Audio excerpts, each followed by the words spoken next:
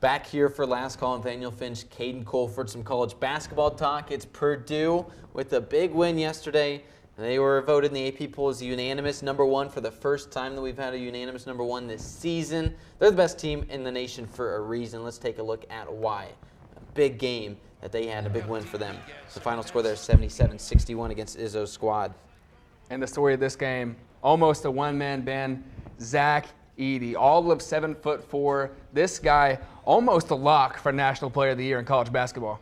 This is the third time that he's had a career high in scoring against Michigan State, and he says after the game it's because they play man, and Izzo is kind of set in his ways. They're going to keep playing man to man, and when you put one guy on Zach Edey, you're never going to win that. You know what? Zach Edey had a quote after the game: "When you start tasting your own blood, you kind of get going a little bit. You know that every team wants to play physical with this guy, but Zach Edey, not only does he embrace it, he thrives through it. We saw it this game. I mean, think his field goal percentage is sky high, right? Top 20 in the NCAA. And just imagine 30 or 40% of those shots are on 2 or 3 defenders. So yeah, it is wild. He gets used to playing through contact because he has no choice. Doesn't get a ton of foul calls. You'll hear Painter talk about it quite a bit. You'll hear Edey himself talk about how these Big Ten refs, they don't always call these fouls. They're letting him play a little bit on the inside, and a lot of guys get away with hacking the big man a bit. So he just has to get used to playing with all of this physicality. It sure doesn't matter. I mean, this guy is a beast on the inside. 38 points, 13 rebounds. Doesn't get any better than that. When you have that recipe, you're going to win most games you go into. No, but I like Matt Painter's team. I like him a lot. It's not just the Zach Edey show. They have a lot of guys. They have 2 true freshmen in Fletcher Lawyer and Braden Smith, who are also dogs. I like Braden Smith as a game manager, and I think the entire team as a unit, I mean, I don't know if anyone in the country beats him. How about Jenkins Jr. hitting a couple big threes, one at the end of the first half? I mean, they've got a pretty oddly deep roster that didn't seem so deep at the beginning of the year. This was not the expectation going into the season. Everyone said it was going to be IU's year, but it's looking like the Boilers right now. Hoosiers, though, they're not having a bad season themselves. A big win that they had against Ohio State in Assembly Hall on Saturday. They will. They're going to have a big game against Maryland this week, and then it's all Purdue and IU on Saturday. But how about this one? You see Trace Jackson Davis, a big game for him. IU, they get the win, 86-70. Yeah, IU has a big guy themselves right here in TJD out of Center Grove. I got to watch this guy in high school, and if you would have told me his sophomore year that he was going to be playing for IU at this level, I would have told you you're crazy. But this guy has made massive strides in his game. I love watching his play.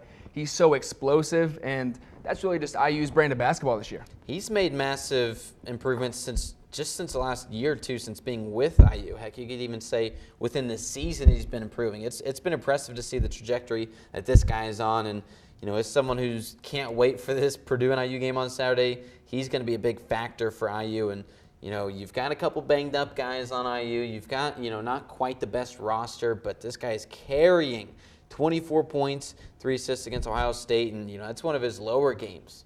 He's put up a couple points he was the Big Ten Player of the Week last week, had a couple points ahead of 30. He's been on a tear. He's got a guy next to him, and Jalen Hood-Schifino. This guy, 18 points, 10 rebounds, 6 assists versus Ohio State, and guess what? He had a stomach bug. Flu game. And Mike Woodson told him after the game, he's like, hey, some of my best games playing was when I was sick. And, sure enough, Hood-Schifino put up some great numbers there. He had a great game, probably his best as, an overall stat line throughout. So it was impressive to see he did all that while he was sick. That's wild. He's developing, too, as a player. I mean, as a point guard, starting to really lead this IU offense. And at home, he can be really scary. When him and Trace get going together, that's showtime. And he's going to be at home on Saturday, Assembly Hall, to welcome the Boilermakers, the first of 2 matchups this season. Caden, what are you looking for in this one? Man, it's going to be between these 2 guys right here, right? Trace Jackson and Zach Edey. One thing that I want to know, is Trace Jackson going to be tasked regarding Zach Edey? Because we look back on the matchup last season, Trace Jackson picked up 4 early fouls, was out for the rest of the game. And Rob Finney was the one who picked up that team at Assembly Hall and took them to victory. But Rob Finney is not on this team this year. And D1, D2, a little different, obviously. But when we were at that UINDY game, Kendrick Cho, the big man on the inside, against the second best big man in the conference in Jack Weber, and he had 2 early fouls, a quick third one in the second half, and was basically neutralized that game. You wonder if it's going to be similar to that, right? Where, if one of these two guys gets a little too physical, gets into foul trouble, that's going to spell a big difference for this game. For sure. One key fact, the X factor in this game, it's at Assembly Hall. And IU plays at home better than almost any team plays at home. When they get going, let's say Trace hits a good shot. Hood Shafino hits a big shot. That place explodes, and they're not quiet throughout the game no matter what. So, Jay Saj, we had him on earlier. He said before the show that he thought IU was going to win this one by 10 points.